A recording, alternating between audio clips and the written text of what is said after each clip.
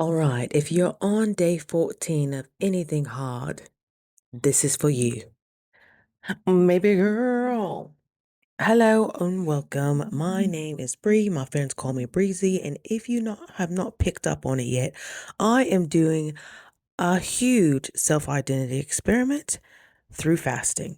40 days of fasting to be precise.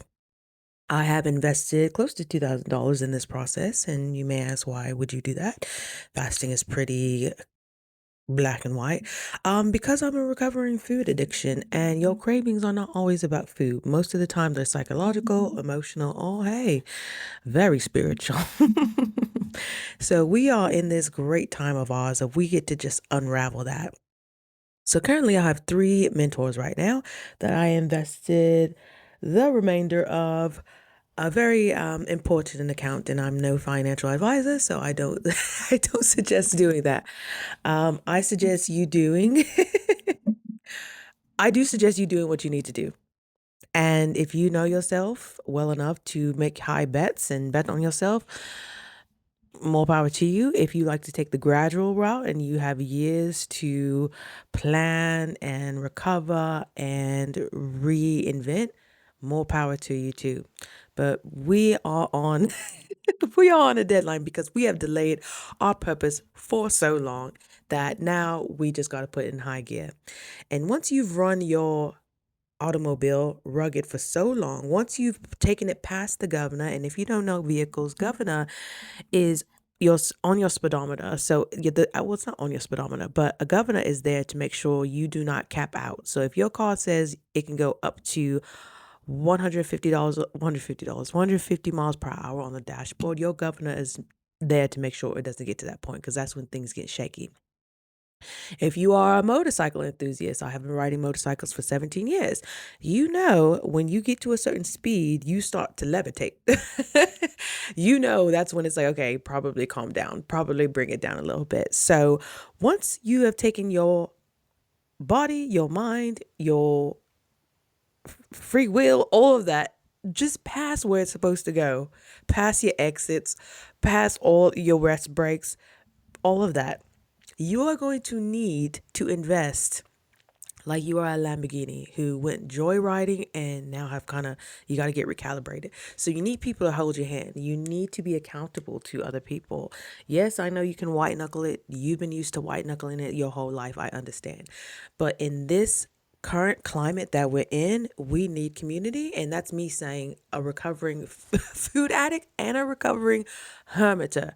I deal with my problems by myself and I hide away and go from there and just remain in freeze mode. It's so much quicker and you feel so much less guilt and shame when you can actually have a safe environment to discuss and bounce ideas off with. So my first mentor, she is a juicing mentor. So I have a private community. I have a very strict protocol that I'm following. I have produce lists. I have accountability. Did I say that already? Because that's one of my strongest suits. Accountability. I don't know if it's being a student athlete or from being a Leo. When there's somebody watching me, oh gosh, oh, do I perform? Whether that's healthy or not, I couldn't tell you. But when I have somebody that is not even worried about my results, but they're just in the vicinity, they're in the audience, oh, I'm a show out.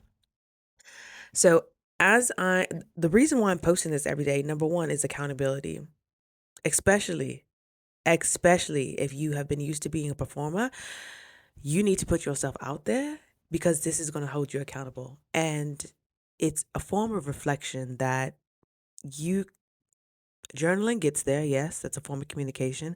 Talking with your friends gets there, yes, but potentially filming the breadcrumbs that could lead into something unrecognizable next year or in the last year or in years or months or whatever, I feel like that is priceless. And I've accomplished many things in my life and I've never really documented them. Like I said, I go into hermit mode, I go quiet, and I just pop up like, oh yeah, I won this national competition, or oh yeah, I got a raise and they're flying me out. Oh yeah, I got sponsored by this, and yeah, that just happened. But I've never really sat with myself long enough to actually reflect, girl, how did you get there? And with limited resources too. So I'm still here for a reason, as you're still here for a reason. If you know that sound, you know that sound. Um, let's get off there. Okay, I'm here for a reason, and I'm still here. So I meant to. I have purpose still. Trust me, I've tried to get called home. I'm like, why? I don't. We're not going to get too deep into that because I really want to stay on topic. I'm learning more and more how to stay on topic. I have a business and travel mentor coach who has challenged me with posting every single day. And of course that thought comes of, what am I going to post every single day? How do we even know what to talk about? I think you just make the decision and then just do it. My juicing session, my juicing time frame started on the 1st. And my mentor was like, "Oh yeah, you're going to start posting every day on the 1st." I'm like, "Oh, well, I guess that takes away what I'll be talking about." Hopefully I can show up. Hopefully I'm not perished in the corner somewhere, gripping to life, sipping on the juice. And I mean, I'm nowhere near starving. Okay. I'm taking about 7 of these a day. Minimum. This is a feast. You are flooding your body with nutrients. You are putting the water hose in the muddy bucket and you're just cleaning from the inside out. Now, I want to say, I don't want to be too discouraged because this is the first time where I guess my last couple of videos got no views, but I'm like, girl, you was even expected to get a view in the first 30, 60 days. Okay. I'm supposed to post 100 videos of the progress of from where I am, which I still believe I am in a heavy survival mode. And that might discourage you because you're like, how are you going to do something challenging if you're still in survival mode? You'll figure it out, just as you always did. And it's time to retire that narrative of being in survival mode. I know it's imprinted on your nervous system. I know it's imprinted on your environment. I know you're not where you want to be, but Lord, thank you, God. I have hot water. I have a roof for this moment in time. I have a loving dog that I get to take care of that still drinks mineral water and all natural food and fresh chicken and all that stuff. I can still provide that being a single woman. I still have the capacity to entertain possible dating. I still can get $400, $300 worth of produce every week, which this protocol requires. I am still able to be supported in that aspect. And I think we forget sometimes how much we're actually supported.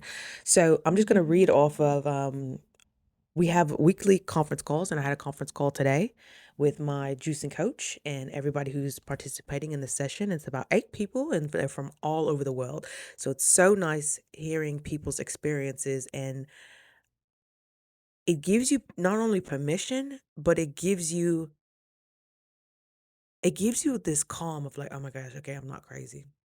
Yes, this sucks, but I told my group, I'm like, look, I get your pooping like a goose right now. I get some people are getting sores all over the mouth. I had a huge breakout on the side of my face, and I had hives all over my torso a couple of days ago. The symptoms are all going to be different. That's why it's so important to have a coach because they'll help normalize these symptoms.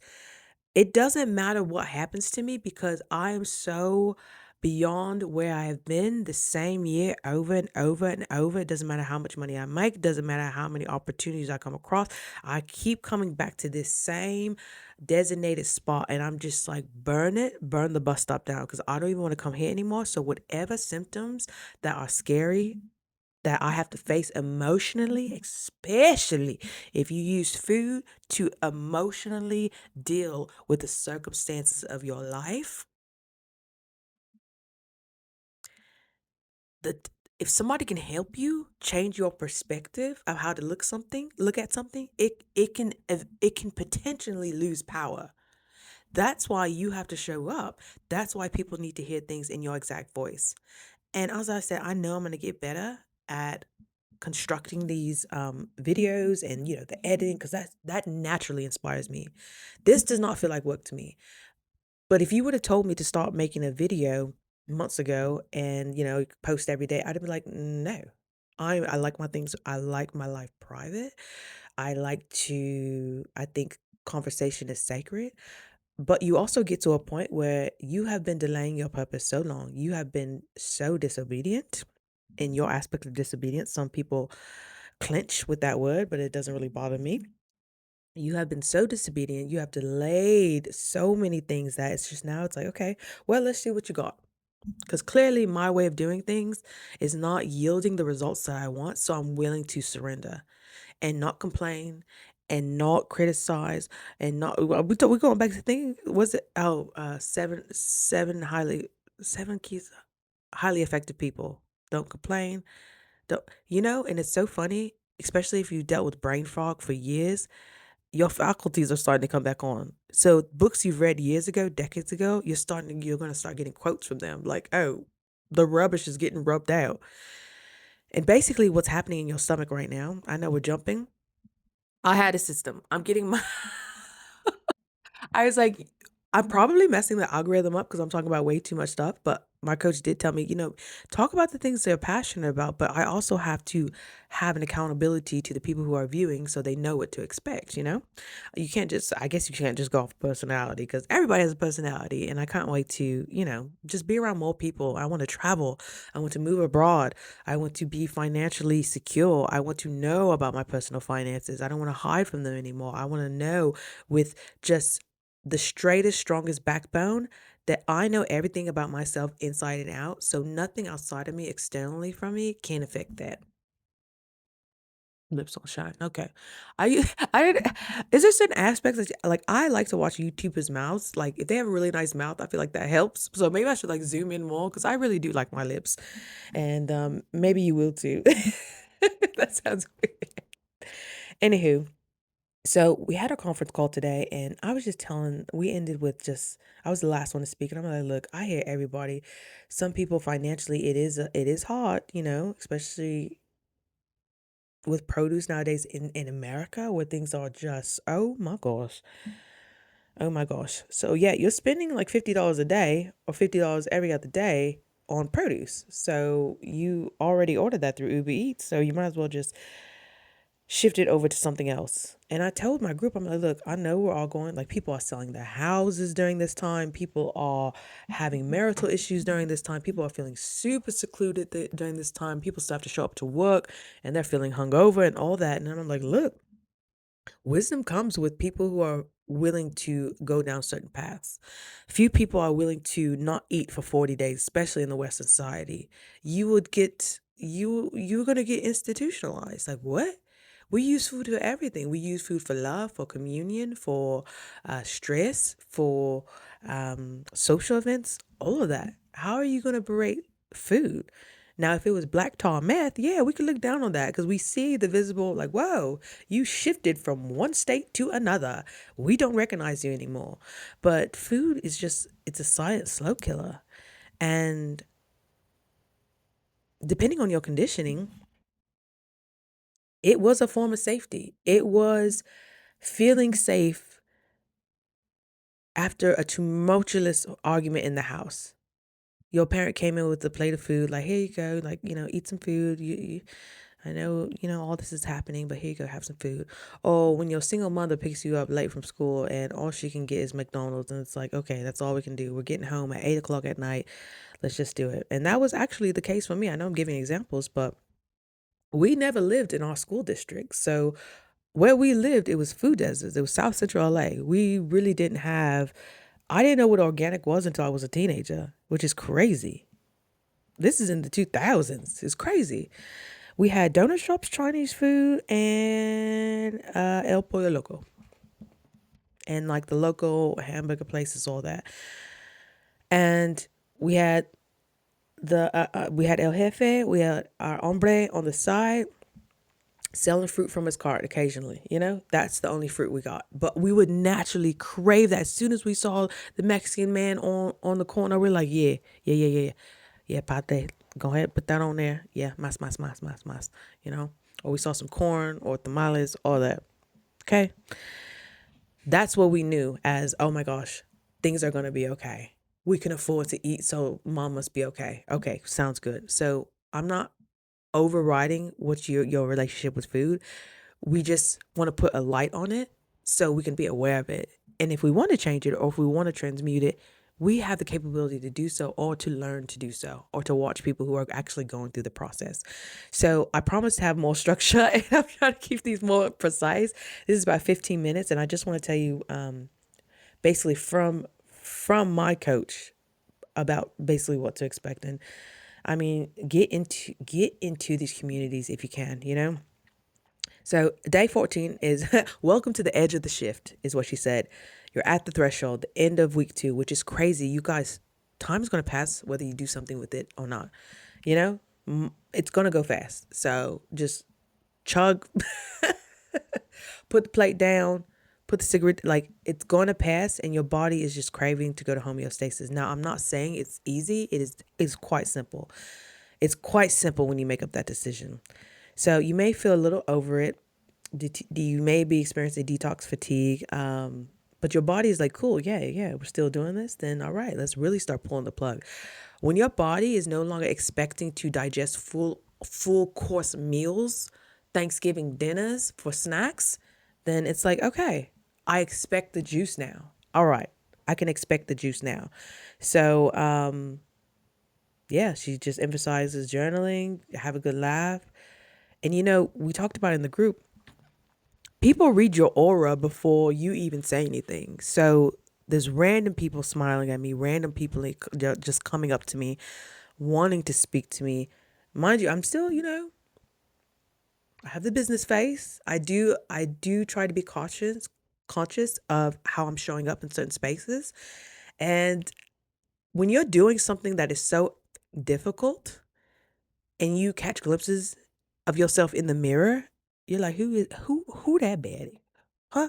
Oh, you like to keep your word, don't you? Oh, you like to stick to the plan. That's attractive. And you find pursuit and discipline is attractive to us innately. Progress is attractive to us. Tony Robbins makes a huge deal of that. We crave progress. It's not that Big Mac. It's not them chips. It's not the little Debbie. It's not little Debbie. It is the pursuit of something. And sometimes that's just pursuing the drive-through and you take that as a win. So at this point, you're understanding the cravings aren't food anymore. The cravings are validation. The cravings are human touch. The cravings are travel. The cravings are being around community. You get past the superficial cravings and then you can actually get to what your soul is craving. So I'm going to wrap it up there because sometimes I could just go. And thank you for being here and seeing me so vulnerable. I'm telling you, like, I know I'm showing up like this. I was in the fetal position yesterday. That craving of that smell of, oh my gosh, roasted peppers, foods, whatever. And I'm doing side gigs. I'm doing whatever I need to do to keep this machine going. You have to purchase enzymes. That's about $100 a week. They're all part of the protocol. Like, do you want to do this entirely, completely, just one? You only need to do a good juice cleanse one time. One time.